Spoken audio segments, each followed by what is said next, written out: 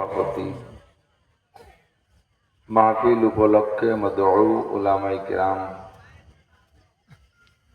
এই অঞ্চলের অন্যান্য উলামায়ে কিরাম, আইম্মায়ে মাসাজিদ, প্রাণ প্রিয় আমার দেশবাসী, অত্যন্ত মহব্বতের গোপালগঞ্জবাসী,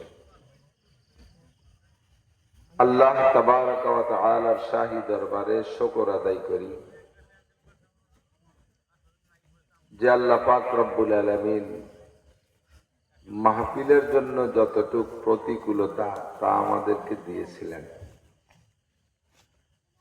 আবার সেই প্রতিকূলতাকে আল্লাহ পাক রব্বুল আলামিন নিজেই সরিয়ে নিয়ে গিয়েছেন। এর ভিতরে রাস্তাঘাটের অবস্থা খুব একটা ভালো না। প্রতিকূলতা উপেক্ষা করে আল্লাহ পাক আমাদের সামান্য কিছু মানুষকে আসার বসার তৌফিক ইনায়াত করেছেন। আয়া নেহি হো বুলায়া গয়া হো, আসি নাই, আল্লাহ পাক আমাদেরকে ডেকে নিয়ে আসছেন। আল্লাহ পাক রব্বুল আলামিনের আহ্বানে সাড়া দিয়ে তার দাওয়াতি মেহমান হিসেবে গ্রহণযোগ্যতা পেয়ে আমরা শুকর আদায় করি আলহামদুলিল্লাহ। আবহাওয়া এমন না হলে হয়তো আরো বেশ মানুষ হতো। এতটুক বাধার কারণে মানুষ কম, দুঃখের কিছুই নেই। কাম মিন ফিয়াতিন কলিলাতিন গলাবাত ফিয়াতান কাসীরাতাম বিইذনিল্লাহ। আল্লাহ পাক রব্বুল আলামিন বলেন, গ্রহণযোগ্যতা পাওয়ার জন্য, বিজয়ীর জন্য সংখ্যায় বেশি হওয়া জরুরি না। অনেক সময় স্বল্প সংখ্যক মানুষ অধিক সংখ্যক মানুষের উপর দিয়ে বিজয়ী লাভ করে। বদরের যুদ্ধে মুসলমানদের সংখ্যা 313। কয়জন? মাত্র একটি ঘোড়া, দুইটি ঘোড়া আর একটি উট যানবাহন।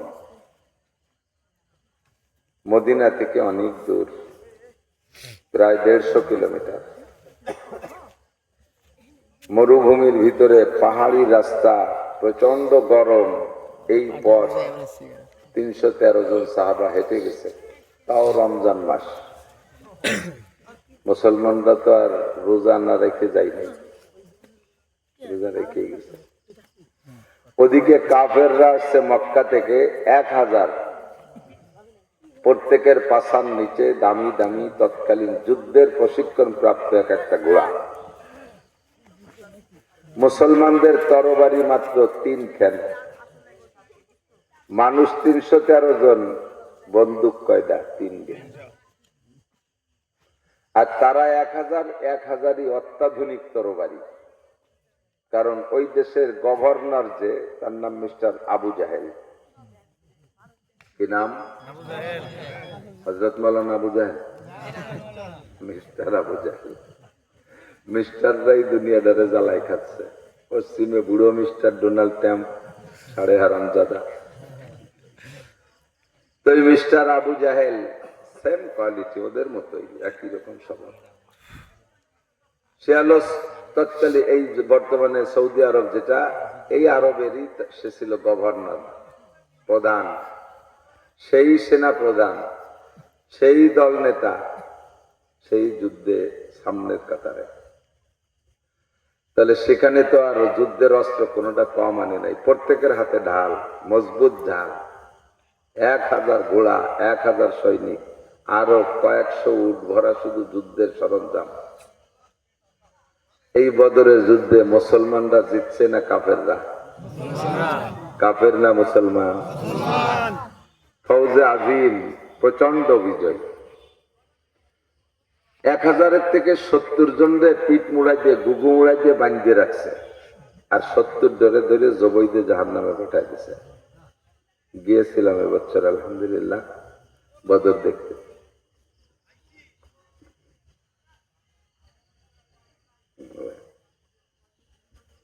মুসলমান 313 জনের ভিতরে 14 জন শাহাদাত বরণ করেছেন। 14 জনের নামের একটা চার্ট আছে, ওখানে পাথরে লেখা আছে। গিয়ে দোয়া করে, মুসলমানরা এখনো দোয়া করে। আমি ওখানে গিয়ে দোয়া করেছি। মনে হয় যেন ওই 14 জনের চার্টের নিচে দাঁড়াইয়া দোয়া করছি, মনে হয় যেন প্রত্যেকটা দোয়া আল্লাহ কবুল করতেছে, মনের হালাতই পাল্টে যায়। আর আবু জাহেল বদমাশটা তো জায়গা গেছে, জাহান্নামে গেছে। ওকে যেখানে রাখছে, তার মুসলমানদের কবরকে বলা হয় মাকবারা, আর ওর কবরকে বলা হয় কালিবে আবু জাহাল, মানে আবু জাহেলকে পুতার গর্ত, জাহান্নামের গেট, ওই দূরে ডুয়ে দিছে আল্লাহ। তো 313 জনকে আল্লাহ তাআলা সংখ্যায় কম হওয়ার কারণে ঠগাই নাই, তাদেরকে আল্লাহ তাআলা জিতিয়ে দিয়েছে। আপনারা আমরা আজকে পরিবেশের কারণে, আবহাওয়াগত সমস্যার কারণে একটু কম হয়ে গেছি। পাশার নিচের জায়গাটা মনে এখন ভিজে যাচ্ছে, একভাবে কিছুক্ষণ বসে থাকলে সে পাশ ভিজে যাচ্ছে, আবার উল্টো আর এক পাশ বসতেছেন, সে পাশও ভিজে যাচ্ছে।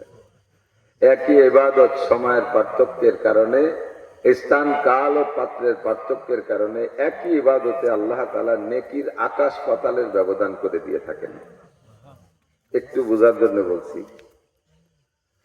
ফজরের 2 রাকাত ফরজ নামাজ, আপনার ঘর টাইলস করা ঘর, মার্বেল পাথর দিয়ে বানানো ঘর, অত্যাধুনিক বিল্ডিং, ভিতরে সেগুন কাঠের অনেক সুন্দর ডেকোরেশন, 1.5 ইঞ্চি মোটা কার্পেট সবসময় বিছানো, একেবারে চন্দন ধুনি দিয়ে সুগন্ধি দেওয়া, স্প্রে মারেন, এসি আছে।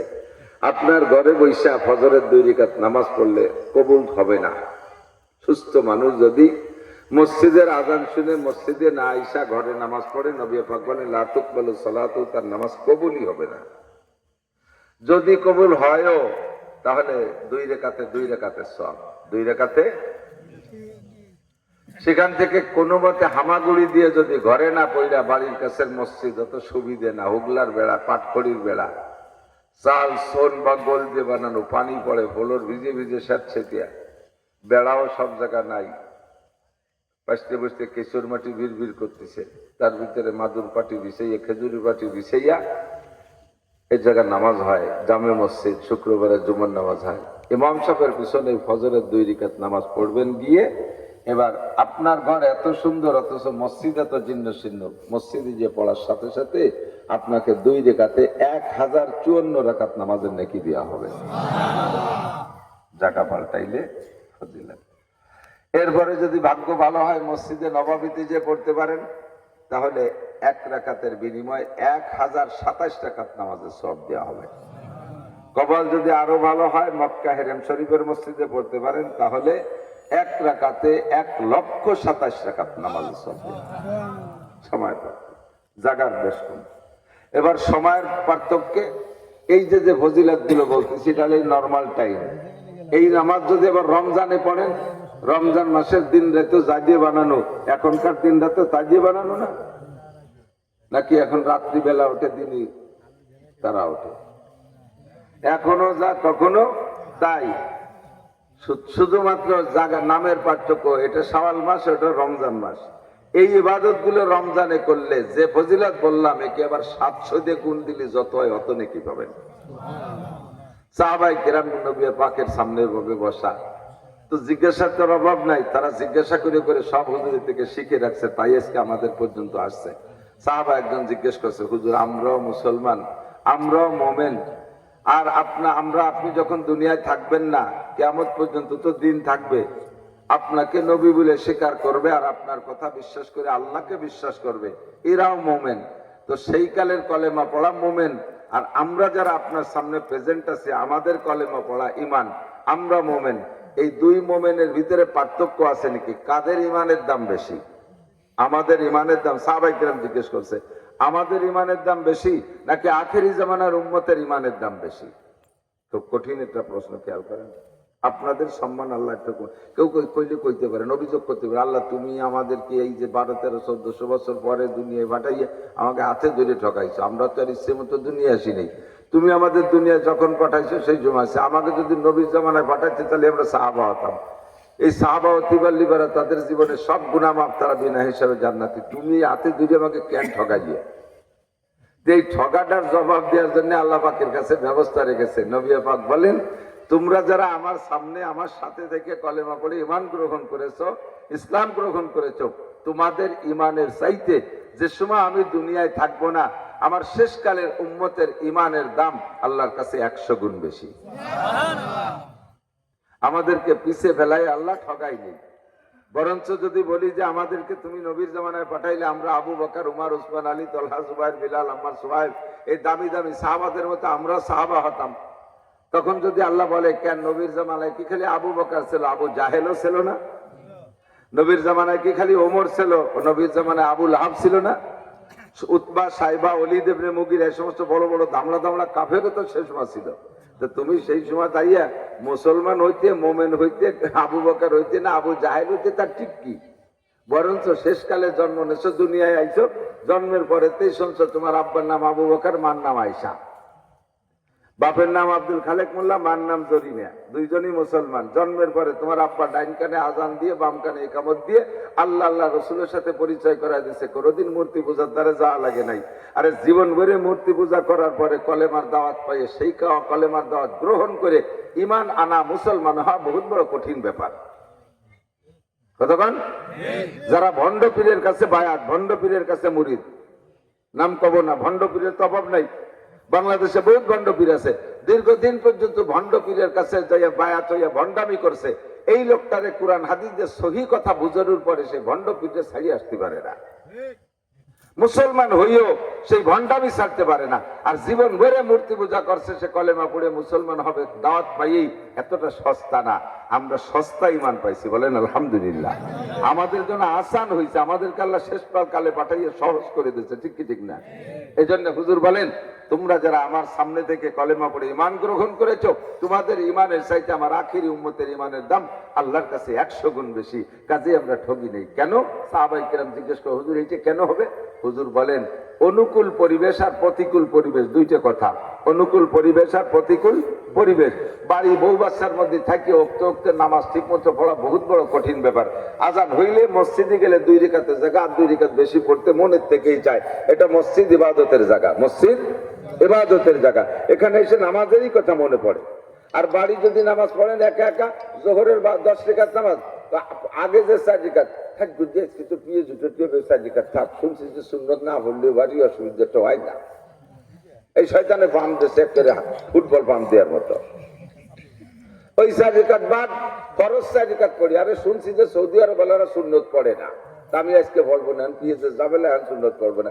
এইভাবে আজ যে 4 রাকাত নাই, পরের 2 রাকাত নাই, মাথা এবার সবার কাটিয়ে কুটিয়ে মাঝখানে থেকে 4 রাকাত ফরজ পড়ি হাঁটা দেয়। এটা হলো বাড়ির পরিবেশ, কারণ ইবাদতের প্রতি অনুকূল পরিবেশ না বাড়ি।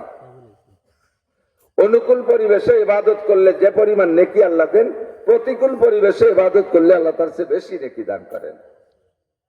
মসজিদটা ইবাদতের অনুকূল পরিবেশ। হাট বাজার কি অনুকূল পরিবেশ? দুনিয়ার সবচাইতে খারাপ জায়গা কোনটা?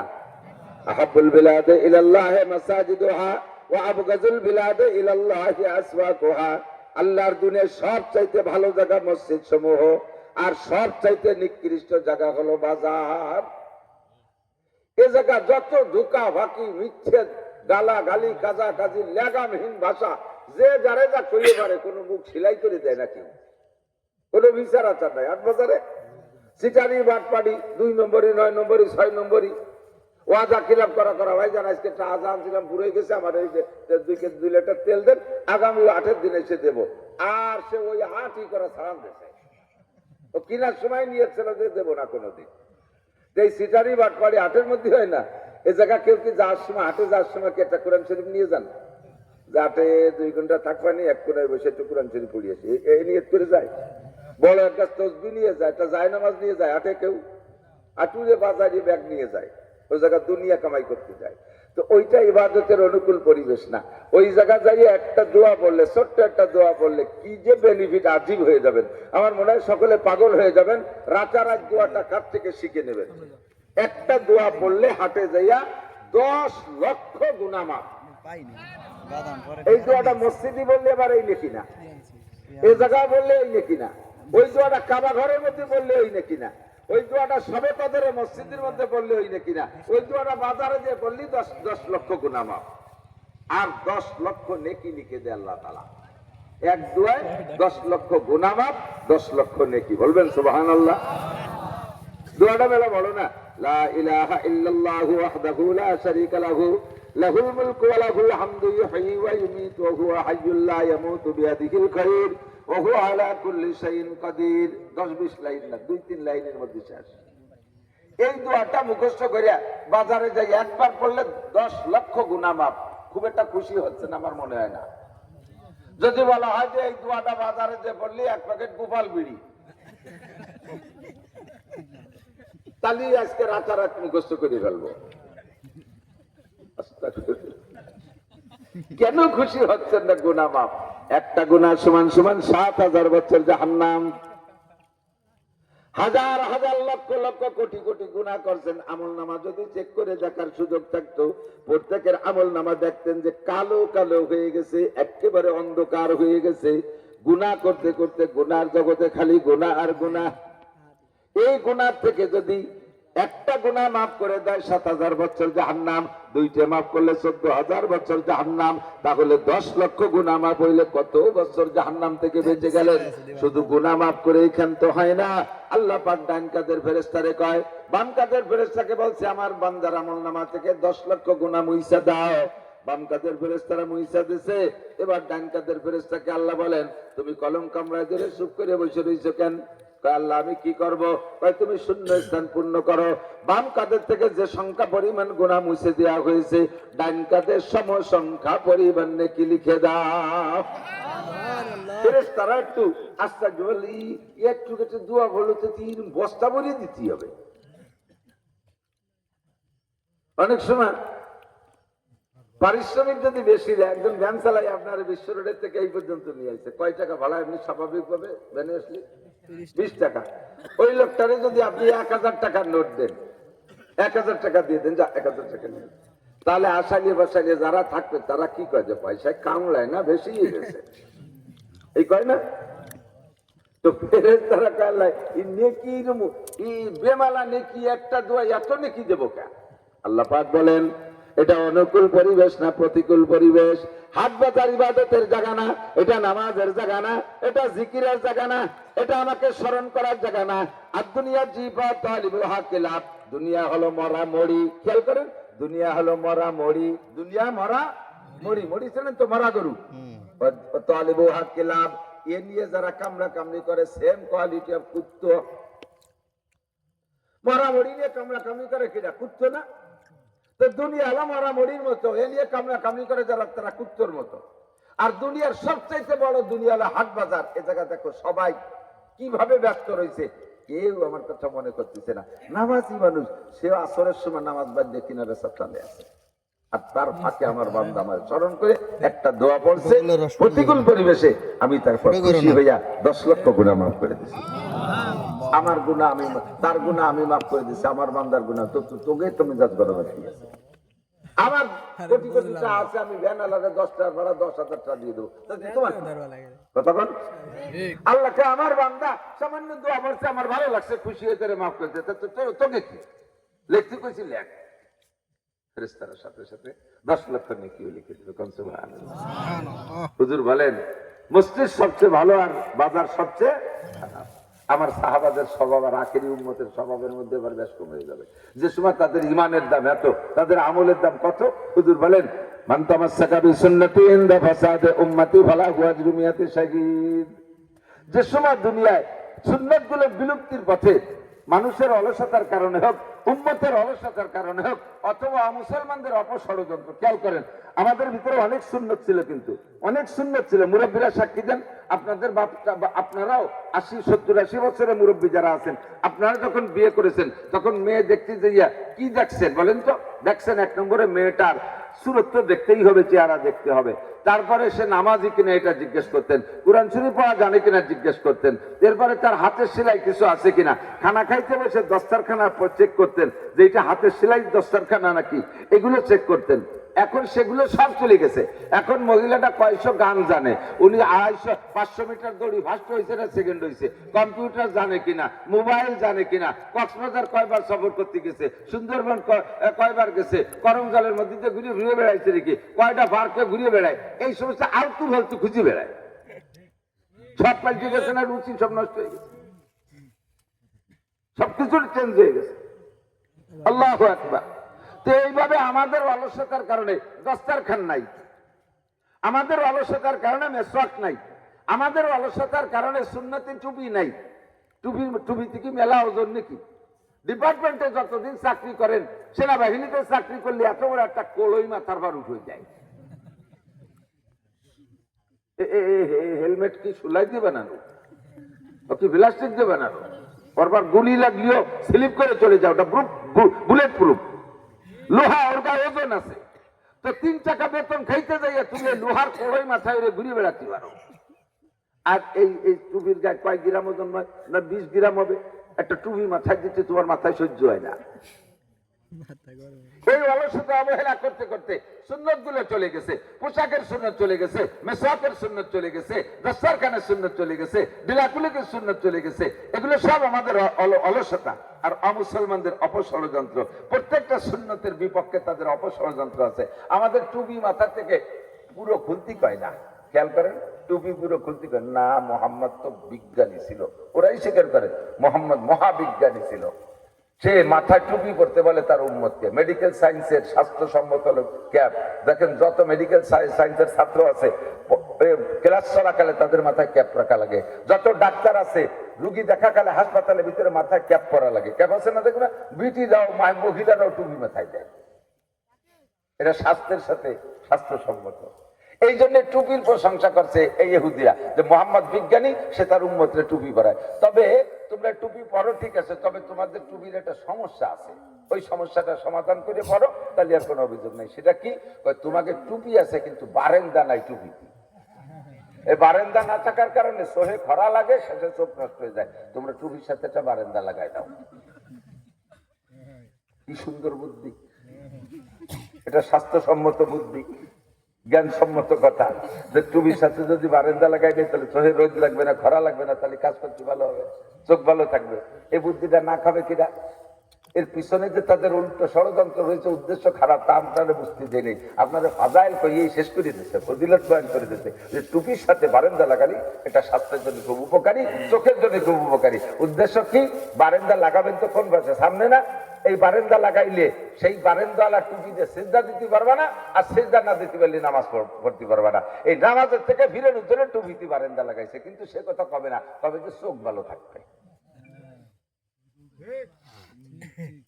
কতক্ষণ আপনাদের আমাদের মেসওয়াকের ভিতরে কত লাভ? যদি মেসওয়াক ব্যবহার করেন দাঁতের উপকার হবে, তিক্ত গাছের মেসওয়াক ব্যবহার করলে পেটের উপকার হবে, চোখের উপকার হবে, চেহারার নূর বাড়বে। এটা হলো শারীরিক উপকার। সেক্স শক্তি বৃদ্ধি পাবে, যৌন পাওয়ার বৃদ্ধি পাবে, যৌন শক্তি বাড়বে। এই সব মেসওয়াকের ভিতরে আছে, শাস্ত্রের সাথে মেডিকেল সায়েন্সের গবেষণা করে পাইছে। বাকি আমার নবী এদিক তাকাই বলে নাই, হুজুর বলছেন হলো সওয়াবের দিক তাকাইয়া। যদি কোনো ব্যক্তি রেগুলার মেসওয়াক করে, 5 ওয়াক্ত ওযুতে নামাজের সময় নামাজের ওযুতে যদি মেসওয়াক করে ওযু বানায়, তাহলে 1 ওয়াক্ত নামাজের বিনিময়ে 70 ওয়াক্ত নামাজের সব বেশি দেওয়া হবে। হুজুর বলেন যে ব্যক্তি মেসওয়াক করবে, ওই ব্যক্তি নিয়মিত যারা মেসওয়াক করে, ওই লোকটার মরণের সময় কলেমা নসিব হবেই হবে। এবং যেই লোকটা রেগুলার মেসওয়াক করে ওযু বানায় নামাজ পড়বে, ওর মৃত্যুকালে 70,000 ফেরেশতা জানাজায় হাজির হবে। এই ফজিলত হুজুর আমাদেরকে বলছেন। এখন আমাদেরকে এই ফজিলত থেকে বঞ্চিত করার জন্য ওরা ডাইরেক্ট প্রতিবাদ করবে। ওরা বলে, হ্যাঁ তোমরা মেসওয়াক করতেছো করো, তবে এই দাঁতের ভিতরে যে সমস্যা আছে মেসওয়াক করতে সবটুক যায় না, আমরা বিরাজ বানায় দিচ্ছি, ওর আলগুলো খুব সুন্দর একেবারে ভিতরে চলে যাবে। আর ওই বিরাজ দেবার খালি খালি মাজা যায় না, ওই ক্লোজআপ বেচতে হবে। এবার ক্লোজআপ পেপসোডেন্ট এই বেচতে হবে। তার একটা কোম্পানি খুলছে, দুইটা মিলিয়ে একজাক সুন্দরী মহিলাকে যে টেলিভিশনের ভিতরে ঝাঁকা নাকা অ্যাড দিয়ে দেশের যুবক যুবতী সবগুলোর পাগল করে ফেলাইছে। এবার সব পেস্ট মিরাজ ফায়ার শুরু করে দিয়েছে, একজনের পকেটে মেসওয়াক নাই। সুকৌশলে বিরাজ ঢুকে দিচ্ছে, মেসওয়াক বের করে দিচ্ছে। হুজুর বলেন, মান তামাসসাকা বিসুন্নতি ইনদা ফাসাদে উম্মতি। এমন করে বলতে গেলে রাতভর বলতে পারবে, এক একটা করে ধরাই দিতে পারবো। হাজার হাজার সুন্নত আছে, সুন্নত গুলো আমাদের থেকে বিলুপ্ত হয়ে গেছে। 1 নম্বরে আমাদের অলসতা, 2 নম্বরে তাদের অপষড়যন্ত্র। এই সময় যদি কোনো ব্যক্তি সুন্নতের পর আমল করে, একটা সুন্নতের পর আমল করে, নবী পাক বলেন তোমাদেরকে 100 শহীদের সওয়াব দান করা হবে। তাও বাঙালি শহীদ না, বাংলাদেশে তো মল্লি শহীদ হয়ে যায়। যেভাবেই মরুক শহীদ হয়েছে, সব শহীদ। শহীদ হরিপদ ওই যে সাতপরে রয়ে আছে সাইনবোর্ডে লেখা দেখলাম, শহীদ হরিপদ। হরিপদ বলে শহীদ হয়েছে, হিন্দু বলে শহীদ। এই শহীদরা উহুদে যারা 70 জন শাহাদাত বরণ করেছে, বদরে 14 জন শহীদ হয়েছে, এইরকম শহীদের 100 শহীদের নেকিকে একত্রিত করলে যেই পরিমাণ হবে, ও আমার আখেরি জামানার জামাল কামাল লালটু বল্টু জুয়েল টুয়েল টুলু লুলু জরিনে সকিনা, তোরা যারা আছিস একটা সুন্নতের পর আমল করবি যুবক, চুলের সুন্নত, চুলের সুন্নতের পর আমল কর। চুল কাটবা কিভাবে? কিম জং উন কাটিং, কুত্তো চুলা। এরা কি রবির সুন্নাত? সেলুনে যে দেখো ওর ভিতরে স্যাম্পল দেওয়া আছে, কোন ডিজাইনে কাটবি ডিজাইন স্যাম্পল দেওয়া আছে। একটা স্যাম্পল নবী পাকের স্যাম্পল নাই, একটা স্যাম্পল সাহাবায়ে কিরামদের স্যাম্পল নাই।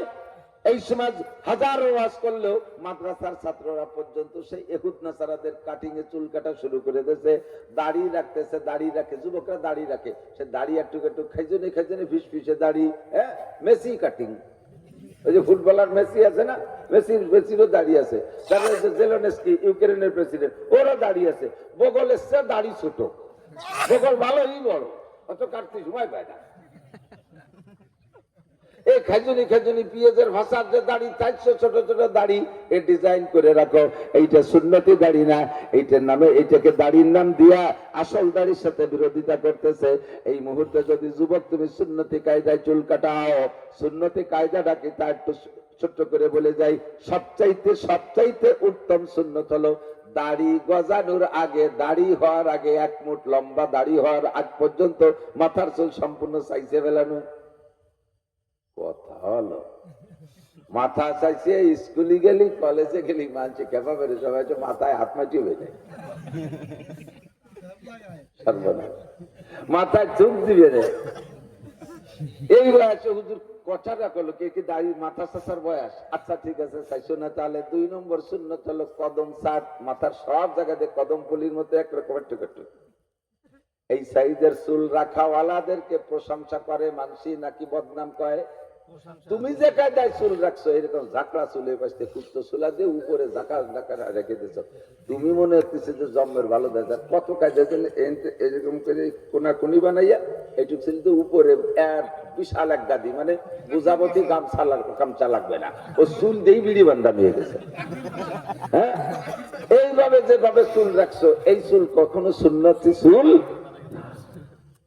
আল্লাহ হেফাজত করুক, আল্লাহ হেফাজত করুক। সুন্নতি চুল, তুমি এই চুল রেখে নিজেকে নিজে খুব গর্ববোধ করতেছো। মাথায় কোটি কোটি জাকি দেয়, মাথায় কোটি কোটি জাকি দেয়, মনে হয় যে মানুষ খুব স্মার্ট, থ্যাংক ইউ, ওয়েলকাম, তুমি মনে করতেছো। কিন্তু জ্ঞানী গুণী বুদ্ধিজীবী যারা রুচিশীল মানুষ সবাই জানে তুমি উড়িয়ে বাদামিয়ে পাইলু, তোর মতো আদামিয়ে বাদামিয়ে হয় না। তুমি প্যান্ট একটা ভরছো, ভাষা বেরোনো প্যান্ট, তুমি ডিলিট যাইতে বেড়াচ্ছ, তুমি তো মনে করতেছো সবাই আমাকে কমেন্ট করবে, লাইক দেবে। তার কাছে লাইক চাবা? যুবক, তুমি যে পোশাকে হাঁটতেছ, যেভাবে চুল কাটছো, যেভাবে তুমি মশান দিয়ে হাঁটতেছ, তুমি কার কাছে লাইকের জন্য ভাবনা ধরছো কত? নিশ্চয়ই কোনো মেয়েরা তোমাকে লাইক দেবে এই আশায়। যে সকল মেয়েদের কাছে লাইক পাবা বিদায় তুমি এইভাবে চুল কাটাইছো, এইভাবে শার্ট প্যান্ট পরে রাস্তায় দিয়ে হাঁটতেছো, ওর একটা মেয়ের সাথে তুমি বিবাহের প্রস্তাব দাও, কি জবাব আসে শোনো? যার কাছে তুমি লাইক পাবা বিদায় ফ্যাশন ধরছো, তুমি তার কাছে বিবাহের প্রস্তাব দাও, তোকে আমি বিয়ে করব, কোন মাধ্যমে পাঠাও, দেখবা কি বলবে। ওই মেয়েটা তার বাপকে বলবে, আব্বা আমি কি আপনার অতিরিক্ত সন্তান? আমি জীবনে আপনার কাছে বিয়ে চাই না, আমার এই যে আপনি রান্নাঘরের খুঁটি বানাই দিয়ে, তবু ওই বাদামির সাথে আমার বিয়ে দিয়ে, ঠিক কি ঠিক না? তুই যার কাছে লাইক চালি, সে কইলে বাধা বিয়ে, তোর এই পোশাকের কি দাম থাকলো? তোর এই চুল কাটার কি ভ্যালু হলো? অনর্থক 300 টাকা দিয়ে চুল কাটাইছি, ও চুলির 5 পয়সা দাম নাই। কলেজের ছাত্র যদি ছোট্ট ছোট্ট চুল কাটে, ভদ্রতার সাথে চলে, সুন্নতি চাঁদে দাঁড়িয়ে রাখে, স্যাররাও ভালোবাসে, অন্য ছাত্ররা তাকে সম্মান করে, ছাত্রীরাও, তারা চরিত্রহীন ছাত্রীরা তার সাথে ভয়তে কথা কয় না, না ও হুজুর মানুষ মানে জুত পাবো না। সব মিলে তোমার চরিত্র ভালো থাকবে, তোমার স্বভাব ভালো থাকবে, তোমার ইমান ভালো থাকবে, তোমার আখলাক ভালো থাকবে।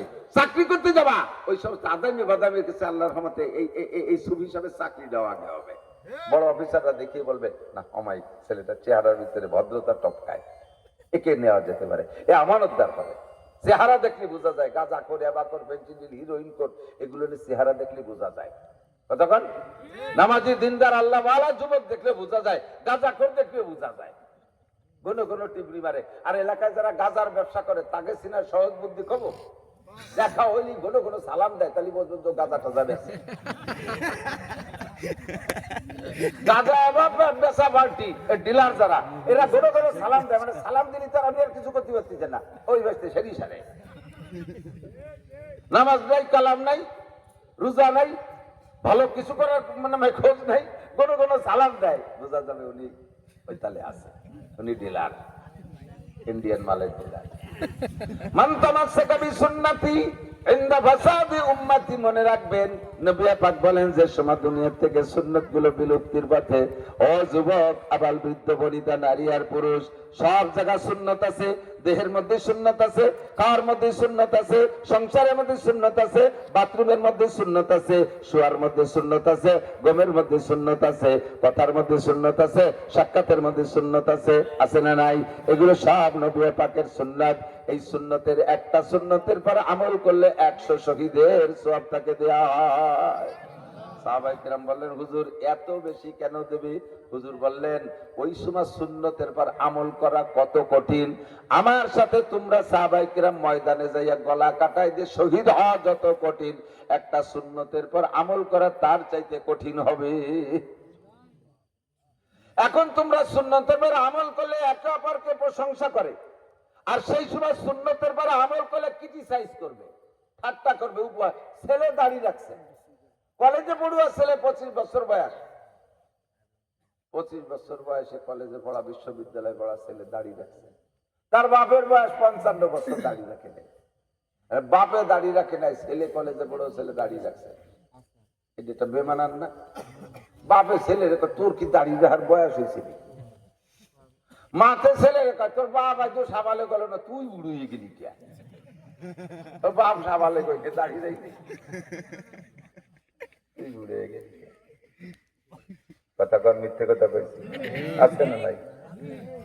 টিচাররা দাঁড়িয়ে রাখে না, ছাত্র দাঁড়িয়ে রাখে, শিক্ষকরা তাকে বলে বাপ। এই বয়সে দাঁড়িয়ে রাখলি তুই রে, বয়সী দেখেছে মানুষ তো মেয়েই দেবে না, মেয়ে সবকটা উনারে দেবে।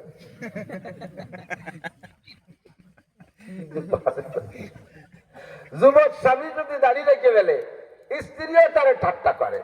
যুবক স্বামী দাঁড়িয়ে রেখে ফেলাইছে, স্ত্রী কয় তোমার আমার বর চাচার মতো দেওয়া যাচ্ছে। স্বামীরে যদি বর চাচার মতো আর দাঁড়িয়ে রাখা সম্ভব? কলেজের ছাত্র যদি জামা জুব্ব পাগড়ি পরে যায়, তারে সবাই ঠাট্টা করে, ফাত্তাখাযতুমুহুম সিকরিয়ান হাত্তা আনসাকুম যিকরি ওয়া কুনতুম মিনহুম তাদহাকুন। তারে তারে আসে, মুস্কি মুস্কি আসে, ও হুজুর, মুস্কি মেরে হুজুরকে ডাক দেয়। হুজুর শব্দটা হচ্ছে ঠাট্টার পাত্র, বাকি হুজুর শব্দটা সম্মানী শব্দ। কতক্ষণ ডিসির কাছে, ডিসির কাছে ইদানিং একদল বেরোইছে, আবার দলের তরফ হবে কয় দলের নাম কও, একদল কয় যে আলেমুল আমাকে হুজুর কওয়া জায়েজ নাই। এই যে আমাকে দেশে হুজুরকে হুজুর করেন, আপনারা আমাকে হুজুর বলেন না, এ বলে জায়েজ নাই। হুজুর খালি হুজুর সাল্লাল্লাহু আলাইহি সাল্লাম, আর কেউ হুজুর কওয়া যাবে না। এই মুফতি সাহেবের একদল বাড়াইছে, পাঙ্কু মুফতি। লেহা নাই, ভরা নাই, কোরআন শরীফ শুদ্ধ করে ভর্তি পারে না, এই পাঙ্কু মুফতি মত দেশে হুজুরকে হুজুর কওয়া জায়েজ নাই। আমাকে কইলে না, তোমার হিংসেটা কিন্তু হুজুর কইলে না, তুমি ডিসির কাছে একটা আবেদন লেখেন। ডিসি বরাবর একটা আবেদন লিখতে গেলে কি পায়? হুজুরের বরাবর আবেদন, হুজুরের বরাবর। ডিসি সাহেব জীবনে লিখতে পারে না, তারে হুজুর করতে পারে, আমাকে হুজুর করতে কিনতে হবে। কতক্ষণ আল্লাহ ফাত্তাখাযতুমুহুম সিকরিয়ান হাত্তা আনসাকুম যিকরি ওয়া কুনতুম মিনহুম তাদহাকুন। আল্লাহ কোরআনের মধ্যে বলছেন, সুন্নতের অনুসারী যারা, সুন্নতের অনুসরণ করবে যারা, জামা টুপি পাগড়ি জুব্বাধারী যারা, তারা ছাত্র হোক আর যুবক হোক আর বুড়ো হোক, যেই হোক না কেন, এই সুন্নতের অনুসারী যারা না হবে, ওই সুন্নতওয়ালাদেরকে তারা ঠাট্টা করবে, উপহাস করবে, ব্যঙ্গ করবে, মুস্কি মুস্কি হাসি দেবে। এই সময় সব কিছুকে উপেক্ষা করে সারে দুনিয়া হো মুকাল্লাফ, ফির না কোই নুকসান হ্যায়, सारे दुनिया हो मुखालिफ फिर न कोई नुकसान है खूब नहीं कुछ गम नहीं जब रहमत रहमान है सब আমার বিপক্ষে চলে যাক কিছু আসে যায় না আমার পর খুশি আমার আল্লাহ আমার পর খুশি আমার নবী কাজেই তোরা ঠাট্টা করলে আমার কিছু আসে যায় না ও যুবক এই সময় কষ্ট করে একটা সুন্নতের পোশাকের পর আমল করলে তোমাকে 100 শহীদের সওয়াব দেওয়া হবে কারণ এইটা হলো প্রতিকূল পরিবেশ আমি মাওলানা নাসির অনুকূল পরিবেশে আছি আমার মাদ্রাসায় মেয়ে নাই সব পুরুষরা 400-500 ছাত্র নিয়ে 27 জন শিক্ষক নিয়ে 8 তারিখে শুরু করি সবে বরাত পর্যন্ত মাদ্রাসা 4 দেওয়ালের ভিতরে যদি একটা ছাত্র শিক্ষকরা 1 বছর কাটায় তাদের সবকিছু দোকানের ব্যবস্থা হয় একটা মেয়ে ছেলের মুখ দেখা লাগে না 1 বছর পর্যন্ত মাদ্রাসার মধ্যে থাকলো একটা মেয়ে ছেলের মুখ দেখে নেই এটা ভালো কাজ করছে না বিশাল নেকির কাজ না ইনি 1 বছর মাদ্রাসায় থাইকা পর্দা করাতে যে পরিমাণ নেকি হবে কলেজ আর বিশ্ববিদ্যালয় যেখানে নারী আর পুরুষের সহশিক্ষা আছে ওই জায়গার একজন শিক্ষক মাত্র 1 ঘন্টা যদি কোনো নারীর দিকে কোনো ছাত্রীর দিকে না তাকায় একটা ছাত্র যদি একটা ছাত্রীর দিকে 1 ঘন্টা না তাকায় চক্ষুকে কন্ট্রোল করে আমি মাওলানা নাসির মাদ্রাসায় 1 বছর পর্দা করে যে নেকি পাবো সে 1 ঘন্টায় তার চেয়ে বেশি নেকি পাবে কারণ আমি পর্দার অনুকূল পরিবেশে আছি আর সে হলো সম্পূর্ণ প্রতিকূল পরিবেশে চক্ষু নিচু করে মাথা নিচু করে যদি হাঁটে সেমনিটা ঠেলা দিয়ে ধাক্কা দিয়ে চিৎ করে ফেলাই যায় কলেজ বিশ্ববিদ্যালয়ে সেই জায়গা পর্দা করা বড় কঠিন না ওই জায়গা পর্দা করলে এই পরিমাণ নাকি আল্লাহ তাআলা দান করে আমি যদি গল্প মারি যে আল্লাহ জীবনে কোনোদিন আসামির কাছে 4 পয়সা ঘুষ খাইনি আমি কইলাম সত্যি তো খাইনি আমি জিন্দেগিতে আসামির কাছে 4 পয়সা ঘুষ খাইনি আল্লাহ কা क्या খাও নাই তাহলে তো পুলিশি চাকরি হয়েছে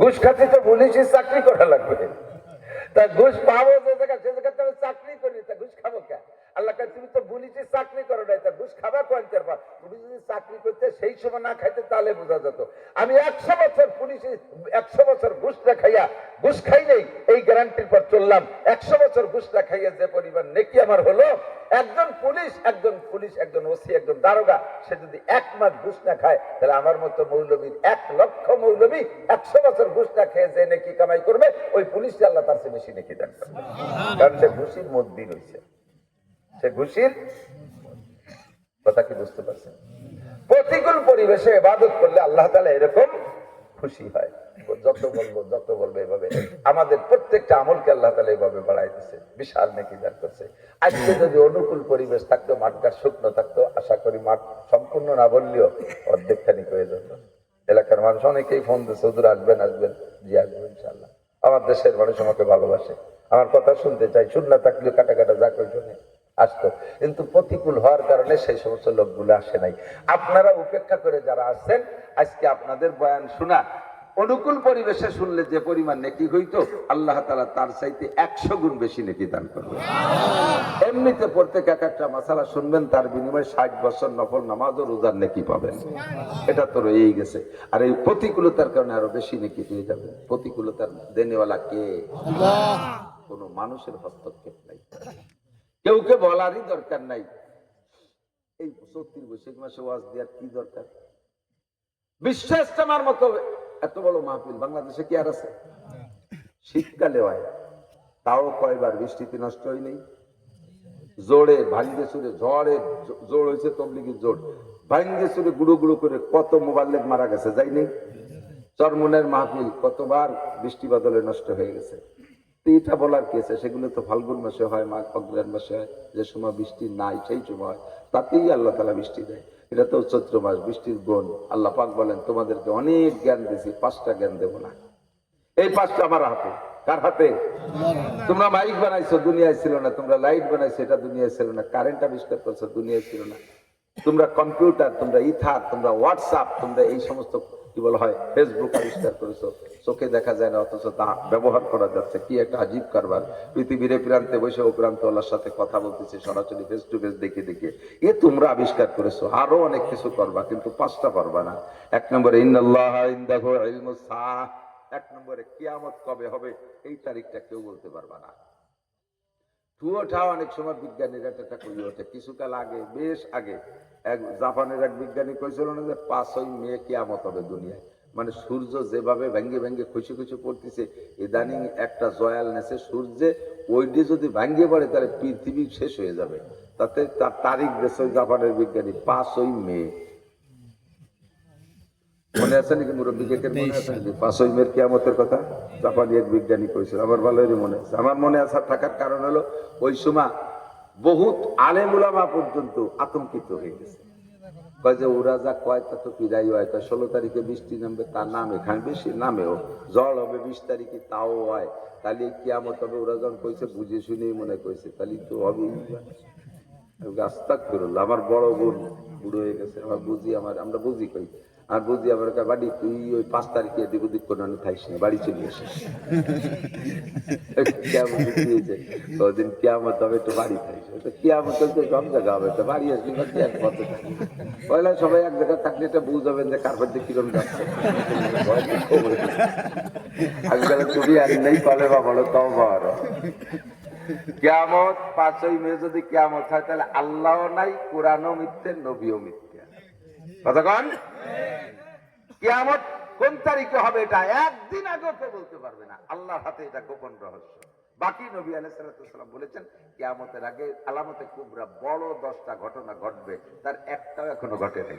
বড় 10টা ঘটনা ঘটার আগে কিয়ামত হবে না। তার ভিতরে দাজ্জাল আসবে, 1 নম্বরে দাজ্জাল। দাজ্জালকে খতম করার জন্য ঈসা আলাইহিস সালাম আসবে, মাহদী আলাইহিস সালাম আসবে। 3 জন, একজনও আসে নাই। দাজ্জাল আইছে, অরিজিনাল দাজ্জাল আসে না। এমনি সেলা দাজ্জাল, ওই ট্যান্টম, ওগুলো হলো সেলা দাজ্জাল, ও আসবে, ওগুলো তো আসবে। এরকম দাজ্জাল, সেলা দাজ্জাল আসবে 30টা। তারপরে আসবে অরিজিনাল দাজ্জাল। সে অরিজিনাল দাজ্জাল এখনো আসে নাই। কাজেই 5ই মে কি কিয়ামত হবে? কথাকান সারা পৃথিবীর বিজ্ঞানীরা ঐক্য বললে তার ছুট মারি উড়ে দেবো, অবিশ্বাস করি না। 2 নম্বরে ঈসা আলাইহিস সালাম কি এসেছেন? একবার তো আসা হয়ে গেছে, আরেকবার আসবে। সেবার কি আসা হয়েছে নাকি? মাহদী আলাইহিস সালাম আসছেন। মাহদী আর ঈসা আলাইহিস সালাম দুইজনে মিলে সারা পৃথিবীর কাফেরদের সাথে মুসলমানদেরকে সাথে নিয়ে লড়াই করবে। সমস্ত কাফেররা পরাজিত হইয়া যা থাকবে মুসলমান, সম্পূর্ণ মুসলমান থাকবে। 40 বছর পর্যন্ত গোটা পৃথিবীতে একটা রাষ্ট্র হবে, ইসলামী হুকুমত হবে। সে ঘটনা কি ঘটছে? না। তাহলে 5ই মে কিয়ামত কি রে? আল্লাহ এরপরে ইয়াজুজ মাজুজ আসবে, যে কিসসা শুনেছেন কোরআন শরীফের কথা, ইন্না ইয়াজুজ মাজুজ কোরআন শরীফে আছে। এই ইয়াজুজ মাজুজ আসবে, তা তো আসে নাই। এরপরে 3 দিন 3 রাত ব্যাপী একটা রাত হবে, 72 ঘন্টা রাত। আকাশে সূর্য থাকবে না, আকাশে চাঁদ থাকবে না, কোন তারকা উঠবে না, দুনিয়ার কোনো বাতি থাকবে না, আগুন বলতে দুনিয়ায় থাকবে না, কোন লাইটের ব্যবস্থা থাকবে। একটানা 72 ঘন্টা যদি এমন অন্ধকার হয়, তাহলে মানুষের অবস্থা কি হবে? সন্তান হারায় যাবে, কান্নাকাটিতে পাগল হয়ে যাবে, খাদ্য খুঁজে পাবে না, পেশাব পায়খানা করে খাওয়া শুরু করবে। এ ঘটনা কি ঘটছে? তাহলে 5ই মে কিয়ামত হবে কি করে? আমার বুদ্ধি দিয়ে আমি কইতেছি, ওই তুরাও তো কই, উনরাও তো কয়, উনরাও কয়। আচ্ছা, কোনটা বিশ্বাস করো? কোরআন হাদিস যদি মোমেন হন তাহলে এই কথাগুলো বিশ্বাস করতে হবে। ঠিক আছে, তাই তওবা করলাম। এরপরে 72 ঘন্টার পরে যাইয়া বেলা উঠবে। এই বেলাটা উঠবে পশ্চিম আকাশ থেকে, পূর্ব আকাশ থেকে উঠবে না। পশ্চিম আকাশ থেকে উঠে মাঝখান পর্যন্ত আসবে, আবার পশ্চিম আকাশে ডুবে যাবে। এই ঘটনা ঘটছে নাকি? তাহলে 5ই মে কিয়ামত হবে না। এরপরের দিন থেকে আবার নিয়মতান্ত্রিক উঠবে। তবে বলা হয় যে সূর্যে ফেরত আসার পরে, উল্টো দিক থেকে উঠার পরে 120 বছর আনুমানিক, তাও শিওর না, 120 বছর আনুমানিক এরপরে যে কিয়ামত হবে। এই সময় দুনিয়ায় কোনো মুসলমান থাকবে না।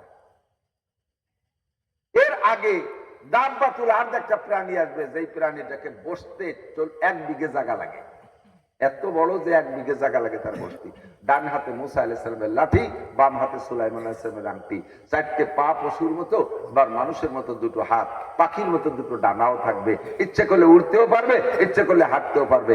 মাত্র 40 দিনের ভিতরে এই এক প্রাণী, ওর কোনো সাথী নাই, ওর কোনো গ্রুপ নাই, একাই সারা পৃথিবীতে যত মানুষ আছে সমস্ত মানুষকে 2 ভাগ করবে। কিভাবে? প্রত্যেকটা মানুষের কাছে যাইয়া ডান হাতে সুলাইমান আলাইহিস সালামের আংটি, বাম হাতে এই আংটি দিয়ে কপালে ছোঁয়া দেবে। ছোঁয়া দেওয়ার সাথে সাথে মোমেনের চেহারা চাঁদের মতো ফুটফুটে ফর্সা হয়ে যাবে। আর ওই কপালে লিখে দেবে আনতা মোমেন, আরবিতে লিখে দেবে তুমি ঈমানদার। কাফের বেঈমানদের কপালে আংটি দিয়ে ছোঁয়া দিলে চেহারাটা ব্ল্যাকবোর্ডের মতো কালো হয়ে যাবে। আর ওই লাঠি দিয়ে কলমের কাছে ব্যবহার করবে, লাঠি দিয়ে লিখে দেবে কাফারা, অর্থাৎ তুমি কাফের। 40 দিনের ভিতরে একা একা সমস্ত মানুষকে ভাগ করে ফেলবে। এ ঘটনা এখনো ঘটে নাই, বিদায় 5ই মে কিয়ামত হবে না, ঠিক কিনা? এরকম 10টা বড় ঘটনা ঘটার আগে কিয়ামত হবে না। এমনি ছোট ঘটনা বহু ঘটতেছে। ইন্নাল্লাহা ইনদাহু ইলমুস সাআহ, কবে হবে সেই ঘটনা? কিয়ামত হবে। তবে কিয়ামত হবে কিনা? ইযা যুলজিলাতিল আরদু জিলজালাহা ইযা ওয়াকাতিল ওয়াকিয়া লাইসা লিওয়াকাতিহা কাযিবা, এই ঘটনা ঘটবে, এর মধ্যে কোনো সন্দেহ নাই। দুনিয়াটা তছনছ হয়ে যাবে। ইযা রুজ্জাতিল আরদু রাজ্জা ওয়াবুসাতিল জিবালু বাসসা ফাকানাত হাবাআম মুনবাসসা, পাহাড় পর্বত তুলার মতো উড়ে যাবে। আল কারিয়াতু মাল কারিয়া ওয়া মা আদরাকা মাল কারিয়া ইয়াওমা ইয়াকুনুন নাসু কাল ফারাশিল মাবসুস, জমিনে একটা ঝাঁকুনি দেবে। ঝাঁকুনিটা শুরু হবে কখন? যখন ইসরাফিল আলাইহিস সালাম সিংহায় ফু দিবে, তখন এই ঝাঁকুনিটা হবে। সমস্ত মানুষ একেবারে মাদুর বিছানোর মতো বিছিয়ে যাবে, পাহাড় পর্বত উড়ে যাবে। ইজাস সামাউন ফাতারাত ওয়া ইযাল কাওয়াকিবু ইনতাসারাত ওয়া ইযাল বিহারু ফুজ্জিরাত ইজাস শামসু কুব্বিরাত, এই সবগুলো কিয়ামতের কথা। এই যে আসমান জমিন কিছু থাকবে না, চন্দ্র সূর্য কিছু থাকবে না। এই ঘটনা ঘটার মধ্যে কোনো সন্দেহ নাই। এটা কবে ঘটবে আল্লাহ ছাড়া কেউ জানে না। এটা আল্লাহর ইলমের ভিতরে সীমাবদ্ধ। 2 নম্বরে ওয়াইনাজিলুল গায়স, কোন মেঘে কবে কখন বৃষ্টি নামবে কেউ বলতে পারবে না। আজকে দুপুর পর্যন্ত আমরা জানি না যে আকাশে বিকেল বেলা মেঘ হবে, আসর পর্যন্ত জানি না। মাগরিবের পরে একটু ঝিলিক দিচ্ছে, এরপরে মুহূর্তের ভিতরে মেঘ তৈরি হয়ে গেছে। এটা একমাত্র আল্লাহ পাকই জানে। যে মিকাইল আলাইহিস সালাম মেঘ পরিচালনা করেন, ওই মিকাইল আলাইহিস সালামও জানে না যে কোন জায়গা কবে কখন বৃষ্টি নামাইতে হবে। তাকে আল্লাহ পাক অ্যাডভান্স জানাই দেন না। যেখানে নামানোর অর্ডার হয় ওই মুহূর্তে অর্ডার হয় আর সঙ্গে সঙ্গে নামাইয়া দেয়। এই জন্য ওয়ায়ুনাজিলুল গায়স, বিজ্ঞানীরা, আবহাওয়াবিদ যারা, তারা পূর্বাভাস বলে। পূর্বাভাস বলার ভিতরে কি বলে? সম্ভাবনা আছে, নামবেই। কি বলতে পারে? এই কয় বছর ধরে দেখতেছি জ্বর একটা নাম তো আগে জল 2-3 নাম ছিল, জ্বর, ঘূর্ণি জ্বর, কালবৈশাখী জ্বর, এইরকম করতো না আমাকে ছোটবেলায় মুরব্বীরা। এখন আর এখন জ্বর একটা নাম, জ্বর একটা আসতেছে, আগে টের পাইয়ে আমপান, পানি, বুলবুল, নার্গিস, আইলা, কত টাকা সবটা মনে নেই। এই যে দুনিয়ার নাম দিছে, এই নাম দিয়ে দিয়ে কয় যে এখন আর মাত্র 1600 কিলোমিটার আছে, আর মাত্র 1200 কিলোমিটার, আর মাত্র 1000 কিলোমিটার। আগামীকাল বেলা 3টের সময়, সেই 3টের সময় গড়ি ধরে বসে রয়েছে, সবাই ঘরে পেলা ফুলো বাঁধাইছি, এর প্রকার না তামা আনবার চলে গেছে, অন্যদিক চলে ইন্ডিয়ার মধ্যে খড়াই গেছে। এই কয় না? তাহলে তোমরা যে বললে যে আসবে, তো আসলো না, কাজেই তুমি শের সংবাদ দিতে পারবা না। এটা একমাত্র কার এলেম? ওয়ায়ুনাজিলুল গায়স ওয়া ইয়ালামু মা ফিল আরহাম। 3 নম্বর হলো কোন নারীর পেটে সন্তান আছে, এটা আল্লাহ পাক ছাড়া কেউ বলতে পারবে না। বাচ্চা পেটে আসার আগে কেউ বলতে পারবে না, পেটে আসার পরে মেশিন দিয়ে দেখে, যন্ত্র দিয়ে দেখে বলো, এটা গায়েব বলা না। আর আমার আল্লাহ পাক বাচ্চা পেটে আসার আগেই জানে কোন মহিলার পেটে কয়টা বাচ্চা আছে, কোন মহিলা বাচ্চা দেওয়ার ক্ষমতা রাখবে, আর কোন মহিলা বাজা হবে, নিঃসন্তানী হবে, কন্যা হবে না পুত্র সন্তান হবে, ওর গর্ভে কি আছে, এটা একমাত্র অ্যাডভান্স কে জানে। ওয়াইনাজিলুল গায়সা ওয়া ইয়ালামু মা ফিল আরহাম। 4 নম্বর আমাদিক ওয়ামা তাদরি নাফসুম মাযা তাকসিবু গাদা। আগামীকাল কে কি ইনকাম করবা, একটু পরে কে কি কামাই করবা, এইটা কেউ বলতে পারবা না। একটু পরে কে কি খাইবা, এটাও কেউ বলতে পারবা না। সামনের মাখানো ভাত লোকমা মুখে দেওয়া যাবে না। এই সামনের মাখানো ভাত আল্লাহ কেড়ে নিয়ে যেতে পারে। কথা বলুন ঠিক কি না? দামি দামি মাছ গোশ কিনে নিয়ে আসছেন, সুন্দর করে রান্না হয়ে গেছে, দস্তারখান বা টেবিলে ছেলে মেয়ে নিয়ে বসছেন গোলগাল হইয়া, ভাত মাখানো হয়ে গেছে, মাছ দিয়ে লুকমাও তৈরি করিয়া মুখের কাছেও নিয়ে গেছেন। এর মধ্যে ছেলে একটা দৌড়ে যাইছে, ভাত খাওয়ার জন্য সব রেডি, লুকমা নেলা বানাইয়া মুখের কাছে নিয়ে গেছেন, গালে দিয়ে পারেন না, মুখে দিয়ে পারে না। এর মধ্যে ছেলে এসে আব্বা র্যাবে বাড়ি ঘিরে ফেলাইছে, র্যাবে বাড়ি আর খাওয়া হবে। বাপ লুকমা ফেলায় থুইয়া পিছনের দরজা যে বেরোইয়া পায়খানা ছাদের মধ্যে লাভ যে পড়ে পোষণের মধ্যে ডুব দিয়ে যাইয়া পচা কুয়োর মধ্যে দিয়ে উঠে ওই যে বিলির মধ্যে যে 3 মাইল দৌড়তে দৌড়তে হাঁপাতে হাঁপাতে যাইয়া ছোট বোন বাড়ি ধরছে। বুন্ডি কি আছে দে, আগে বাড়ি আছে চারটে ভান্তা ভাত তাই কাঁচা মরিচ দিয়ে ডুলিয়ে খাইছে, অথচ নিজের কিনা 5-7 প্রকারের তরকারি মাহাইনি ভাত রুজিতে হলো না। যেখানে রুজি আছে সেখানে যেতে হবে, আর যা রুজিতে নাই হাজারো চেষ্টা করে তা খাওয়া সম্ভব। সব রেডি, বরযাত্রী সবাই খাইছে, লাস্টে এখন জামাই খাবে, এর মধ্যে গন্ডগোল বেঁধে গেছে। সেই বাড়ির খাবার সবাই খেয়ে চলে গেল, জামাই ছোট মুখ বুথা হয়ে চলে আসলো, আল্লাহ মাইও দেয়নি বাতও দেয়নি। এরকম ঘটনা দূরে একটা জানেন কিনা? হয় না অ্যাক্সিডেন্ট, এর নাম হলো ওমা তাদরি নাফসুন মা যা তাকসিবু গাদা। ওই গাড়ির মালিক 40 জন যাত্রী গাড়িতে উঠাই দিয়া টাকা পয়সা হিসেব করে বসেছিল, গাড়িটা নিয়ে যাবে ঢাকায়, আবার ফিরে আসবে, তাতে লোক আসবে, কালকে পরিমাণ টাকা পাবো। আল্লাহু আকবার। গাড়িটাও গেল পদ্মার ভিতরে, মানুষ চলে গেল 40 জন। আরে কে কোন জায়গা মরবে আর কার রুজি কোন জায়গা আছে এইটা একমাত্র আল্লাহ ছাড়া কেউ জানে না। বচিজা তমিরা কাসার জোরে জোর একে আবদানা দেখার কাকে গর।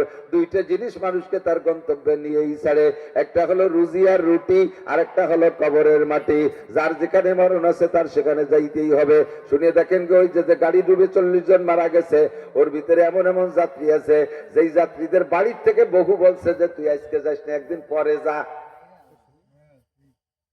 শুনে দেখেন কত কলাম আজকে যাস নিয়া, মুরব্বীর টাইনি টেনি কয়তো কত কলাম আজকে যাস নিয়ে, কথা তো রাখলি নিয়ে, সেই মরাটা মরলি। ওই জায়গা গেল কেন? সব দেখেন যে কয়জন মারবে কি সুন্দর, যার যার টাকায় যে গোছাই গেছে, টিকিট কাটাইয়া এক গাড়িতে উঠাইতেছে। যা আজরাইলের সামনে বেশি দৌড়ি করা লাগবে না, এক জায়গাতে সুবই মেরিতে গিয়ে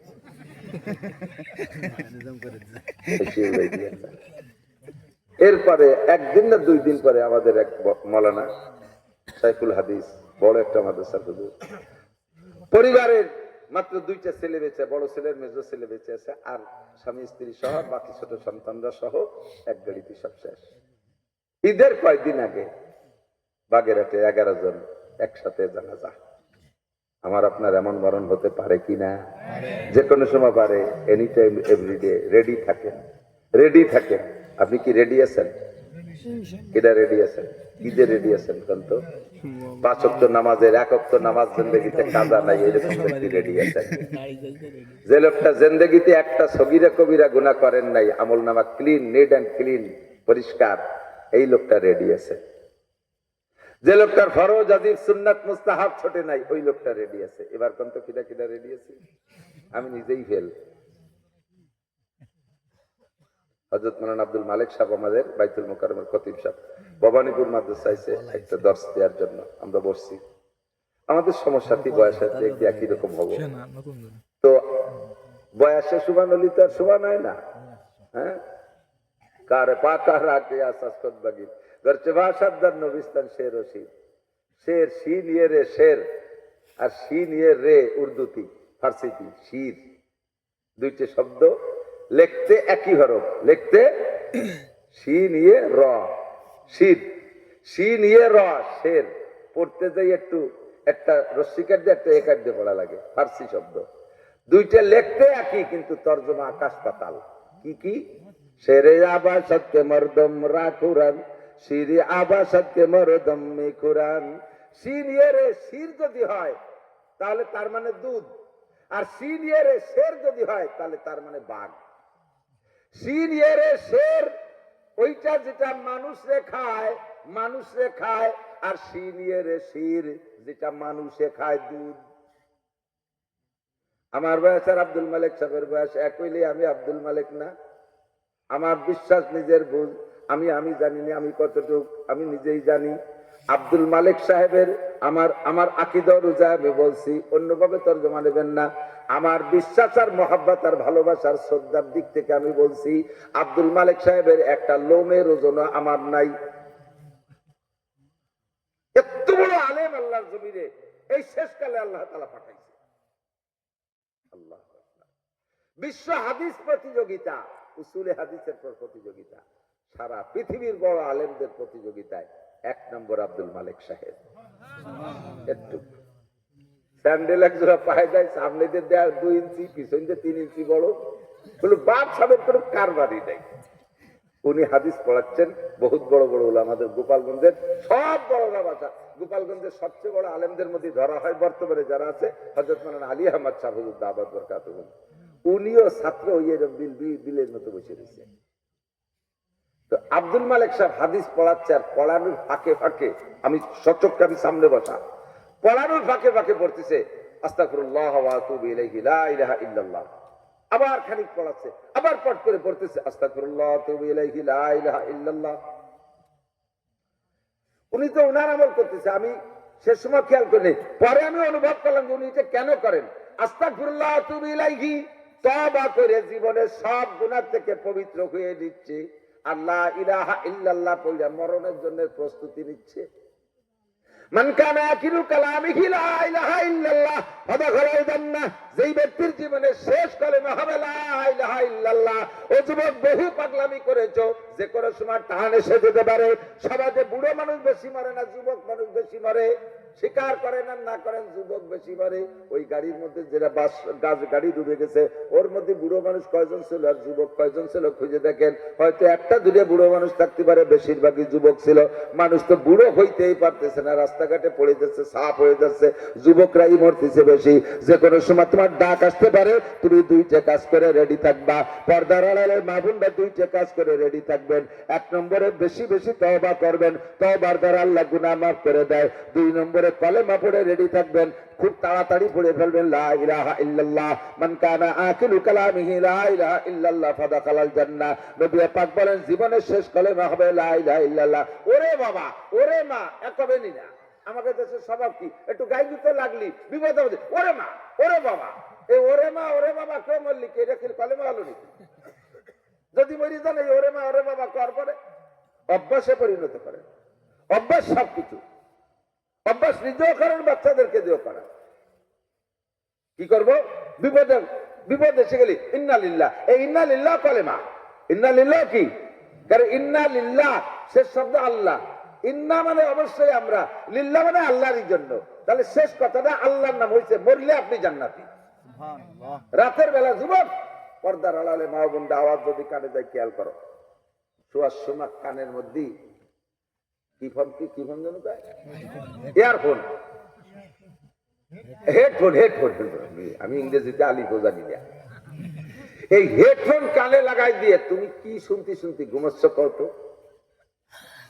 শুনতে শুনতে আলহামদুলিল্লাহ এটা বহুত আছে, জানি বহুত যুবক আমাদের বয়ান শুনতে শুনতে ঘুমায়। অসংখ্য ধন্যবাদ।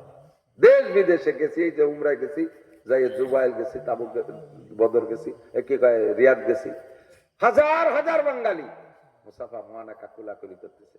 তারা এখনো জায়গাতে এরকম প্যান্ডেল পায় না, মাহফিল পায় না। আমারে পাইয়ে ছোট ছোট মাহফিল বানায় ফেলাইছে ঘরের ভিতরে, হরে খোলা ময়দানে মাহফিল হতে দেয় না বয়ান শুনতে। এরপরে হুজুর আমরা সবাই রাতের বেলা শোয়ার সময় আপনাদের বয়ান শুনি। কেউ সিদ্দিকির বয়ান ভালোবাসে, কেউ আজহারির বয়ান ভালোবাসে, কেউ আমির হামজার বয়ান ভালোবাসে, কেউ সরমুনায় পেশাবের বয়ান ভালোবাসে, বহুত জন আমার বয়ান ভালোবাসে। এ শুনতে শুনতে ঘুমায়। তবুও তো একটা ভালো কাজ। কিন্তু তুমি মমতাজ, মনির খান, আলমগীরের গান কানের মধ্যে কিল লাগাই দিয়ে শুনতে শুনতে ঘুমাই দিয়ে কেমন হবে? যদি মরে যাও গমের মধ্যে, গমের মধ্যে মারা গেছে, এরকম খবর জানা আছে না নাই? দিয়ে একটা এই যে ঘুমাইছে আর সকালবেলা ওঠে নাই, এরকম মরণ দুইটা জানেন না? ওটা কি যে মরছে খালি তার জন্যই বরাদ্দ না, আমার নামেও আছে, তা কি জানি? ওরকম মরণ আমারও হতে পারে কি না? তাহলে আমি রাতের বেলা শোয়ার সময় শেষ কথাটা যাই করি না কোন কান কোন সব সাফ করে দিয়ে ইস্তেগফার, আস্তাগফিরুল্লাহ আল্লাযী পড়ি, আস্তাগফিরুল্লাহ আল্লাযী লা ইলাহা ইল্লা হুয়াল হাইয়ুল কাইয়্যুম ওয়া আতুবু ইলাইহি। এত বড় করে না পারেন কমপক্ষে পড়বেন আস্তাগফিরুল্লাহ ওয়া আতুবু ইলাইহি। একই তরজমা। আস্তাগফিরুল্লাহ মানে আল্লাহ তোমার কাছে ক্ষমা চাই, পিছনে যা করছি সব অন্যায় করেছি। আস্তাগফিরুল্লাহ ওয়া আতুবু ইলাইহি তোমার কাছে অঙ্গীকার করেছি, আমি প্রত্যাবর্তন করলাম, আর কোনোদিন ওই সব গুনাহ করব না। অন্তর থেকে ইস্তেগফারটা কইরা এবার যা কিছু করেন শেষটা পড়বেন লা ইলাহা ইল্লাল্লাহ মুহাম্মাদুর রাসূলুল্লাহ। এই কলেমাটা পড়বেন। গমের মধ্যে যদি আপনার মরণ হয়ে যায়, আল্লাহর কসম আপনি বিনা হিসাবে জান্নাতি। মা বোনরা, বাচ্চাদেরকে রাতের বেলা শোয়ার সময় দোয়া কালাম নিজেও পড়বেন, বাচ্চাদেরকে পড়ায় ঘুমাবেন। ওই সময় আপনি ওই বহুত ইংরেজি মা আছে, ইংরেজি মা বাচ্চাদেরকে রাত্রে শুয়ে ইংলিশ শব্দ অর্থ মস্ক করায়। হ্যাঁ, নোজ মানে নাক, আই মানে চক্ষু, হেড মানে মাথা, ফিঙ্গার মানে আঙ্গুল, র্যাট মানে ইঁদুর, ক্যাট মানে বিড়াল, ডগ মানে কুত্তা। কুত্তা জায়গা ওটা ঘুমে গেছে। এই রাত্রি যদি গমের প্রতি মরণ হয় তাহলে ওটা শেষ করলে না কি কুত্তা মরার মতো তোমার মরা হয়ে যাবে। এই জন্মের সত্যি কথা কইছি না, বহুত চলতেছে। কেন আমি অধিক জানতে আরে মিয়া এক কুত্ত বহুত পড়াইছেন, সময় পড়াবেন, আব্বু তুমি বড় সালামুন আলা ইলিয়াসিন, সালামুন আলা নূহিন ফিল আলামিন, সালামুন আলা ইব্রাহিম, সালামুন আলা মূসা ওয়া হারুন, সালামুন কাওলাম মির রাব্বির রহিম, সালামুন হিয়া হাত্তা মাতলাইল ফাজর, সালামুন আলাইকুম তিবতুম ফাদখুলুহা খালিদুন। এই সাত সালাম পড়বা। আউযু বিকালিমাতিল্লাহি তাম্মাতি মিন শাররি মা খালাক, এই দোয়া পড়বা।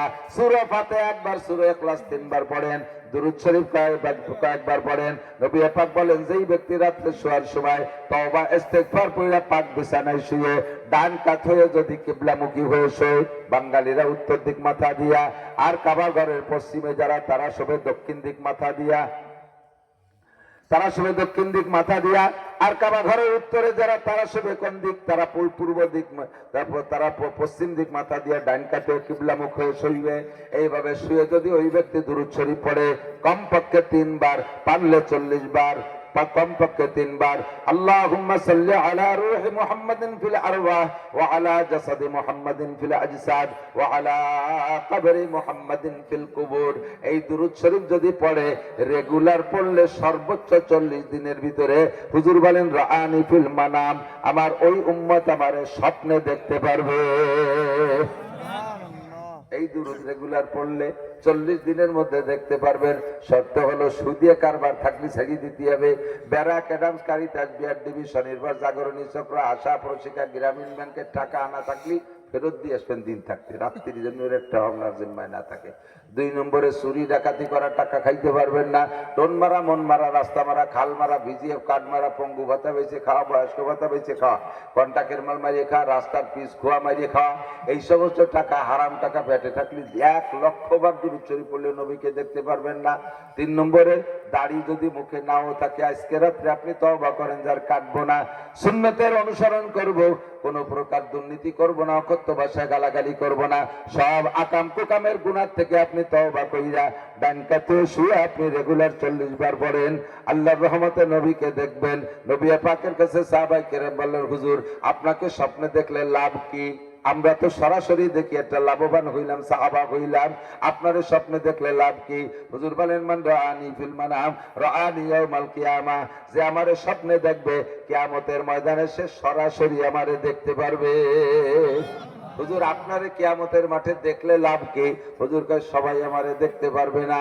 মান রাআনি ইয়াউমাল কিয়ামা ওয়াজাবাত লাহু শাফাআতি, আরে যে আমারে কিয়ামতের ময়দানে দেখবে আমিও তারে দেখব, আমি নবীর উপরে ওয়াজিব হয়ে যাবে, ওরে সুপারিশ করে জান্নাতে আমাকে নিতেই হবে, সে আমার সুপারিশ পাইবে।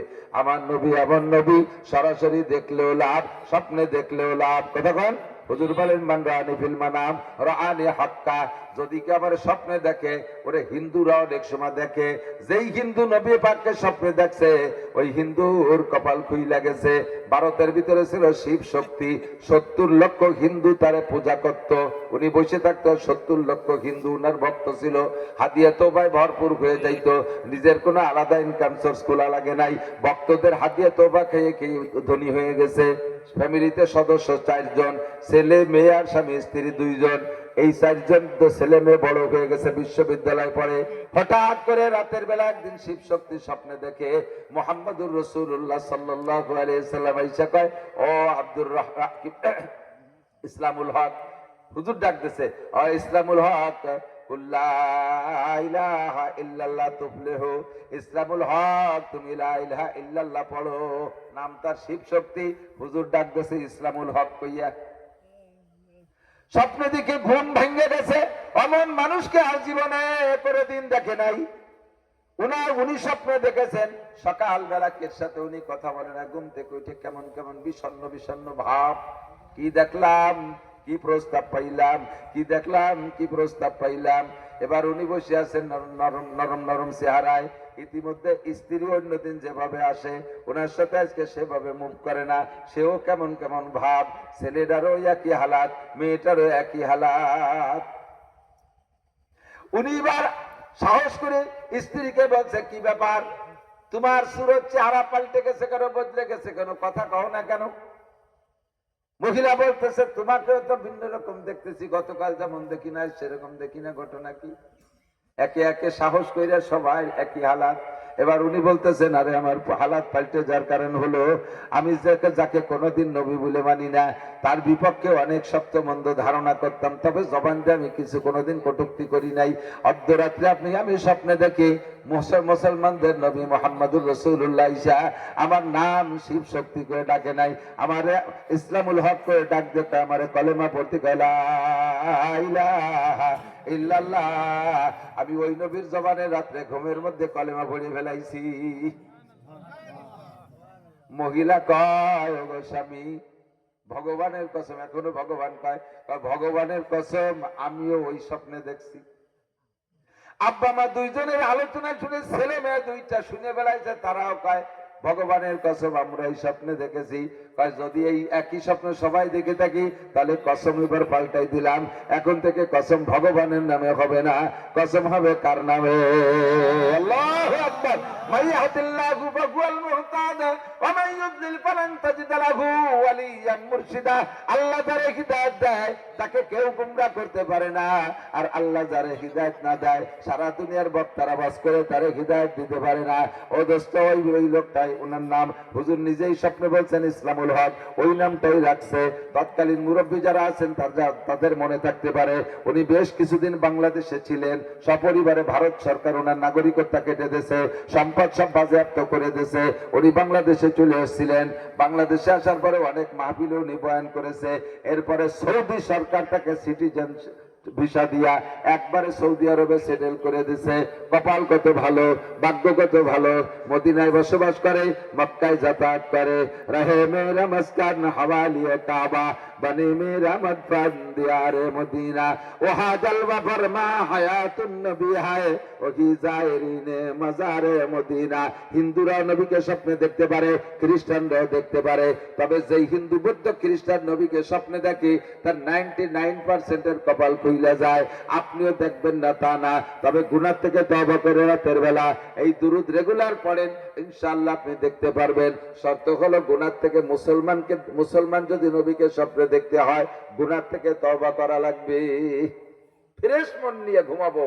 রাতের বেলা ঘুমের মধ্যে যদি মরণ হয়ে যায় তাহলে আমার শেষ কলেমাটা হইতে বেলা ইলাহা ইল্লাল্লাহ। আমি ওইখানে বুঝে নিছি, বলেন আব্দুল মালিক সাহেব এই আস্তাগফিরুল্লাহ অতুবি পড়ে কেন, এটা পড়ে গুনাহ মুছে ফেলে, আর এরপরে লা ইলাহা ইল্লাল্লাহ পড়ে কেন, মরণের জন্য রেডি হয়ে যায়। আমরা এর ভিতরে কয়জন আছি এই মুহূর্তে আমি মরার জন্য প্রস্তুত আছি? কয়জন?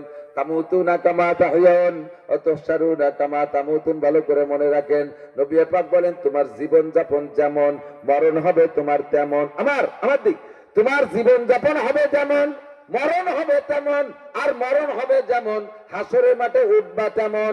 তোমার মুখে এখন দাড়ি নাই, এই হালাতে তোমার মরণ হবে, হাসরের মাঠে দাড়ি বিহীন উঠবা। কোন দাড়ি বিহীন লোককে নবী অ্যাকসেপ্ট করবেন না। নবী পাক তার কারণ নবী পাকের কাছে হাউজে কাউসার পাইতে দেরি হবে। আপনার পোশাকের ভিতরে সুন্নত নাই, আপনার সংসার শরীরের মধ্যে সুন্নত নাই, সংসারের মধ্যে সুন্নত নাই, না নামাজ হয়, না রোজা, না যাকাত, না হজ, তো ফের খুশি কেস বাদ কে কই জেড হয় না জজ। লক্ষ লক্ষ টাকা কামাই করেন দেশ বিদেশে থাইকা, কোটি কোটি টাকার শিল্পপতি হয়ে গেছেন, ওরে কোন শিল্পপতির এক পয়সারও ভ্যালু হবে না আল্লাহ রসুলের সামনে। সমাজের ভিতরে সব চাইতে গরিব ফকির মিসকিনও যদি হয়, ওই লোকটা যদি সুন্নতের পাবন্দি করে দুনিয়া থেকে যাইতে পারে, কিয়ামতে হাজার হাজার কোটি কোটি টাকার মালিক, ওরা ওই লোকটার পিছনে পিছনে ঘুরবে আর বলবে আমা তারিফুনি, আমা তারিফুনি। ও ভাই ফকির তুমি আমারে চেনো নাকি? কয় না তোমারে চিনি না। কান আল্লাহ যে আতাইতুকা দিরহামান, আমি তোমারে একটা টাকা দিছিলাম, তুমি ভিক্ষা করতে গেছিলে, আমি তোমারে ফেতরা দিছিলাম, আমি তোমারে যাকাত দিছিলাম, কুরবানির চামড়ার টাকা দিয়েছিলাম, আমার বাড়ি পিএস কালেকশনে গিয়েছিলে দিয়েছিলাম, ধান পাট কালেকশনে গিয়েছিলে দিয়েছিলাম, আনাল্লাযী সাকাইতুকা শারবাতান, তুমি একদিন আমার কাছে পানি চেয়েছিলে, আমার গাড়িতে বোতলে পানি ছিল, পানি দিয়েছিলাম। আনাল্লাযী ওয়াহাবতু লাকা ওযুআ, আমি তোমারে ওযুর পানি দিয়েছিলাম, সেই ওযুর পানিতে ওযু করে নামাজ পড়েছিলে। আমার দুর্ভাগ্য, তোমারে ওযুর পানি দিয়ে আমি নামাজ পড়ি নাই, তোমারে পানি দিয়ে আমি মদ খাইছি, তোমারে ভালো কিছু করে আমি ভালো কিছু করি নাই। আজকে বিপদে পড়ছি রে ফকির ভাই, ইসফালি, তুমি একটু আমার জন্য আল্লাহর কাছে সুপারিশ করো। ভাই ইসফাউলাহু ফায়াদখালুহুমুল জান্নাহ, ওই লোকটার সুপারিশে আপনি সেদিন জান্নাতি হইতে পারবেন। কিন্তু রাজা আছে, এমপি, মন্ত্রী, প্রফেসর, ডাক্তার, ইঞ্জিনিয়ার, বিজ্ঞানী, অজ্ঞানী, দুনিয়ার কেউ আপনাকে সেখানে একটা পয়সার উপকার করতে পারবে না। আপনি এই যোগ্যতা নিয়ে যে সেখানে বড়াইগিরি দেখাতে পারেন, এটা দুনিয়ার কারামতি। হ্যাঁ, আমি MA pass, BCS pass, cadre, এটা ওটা সেটা, এখানে আপনার পাওয়ার আছে। এই পাওয়ার আখেরাতে চলবে না। ওখানে একটা পাওয়ার নিয়ে যেতে হবে, সেটা সুন্নতি ফিগার। একটু তওবা করেন, পরিবর্তন হয়ে যান। এত কিছু শুনলেন, এত কিছু শুনলেন, একটু সিদ্ধান্ত নেন তো।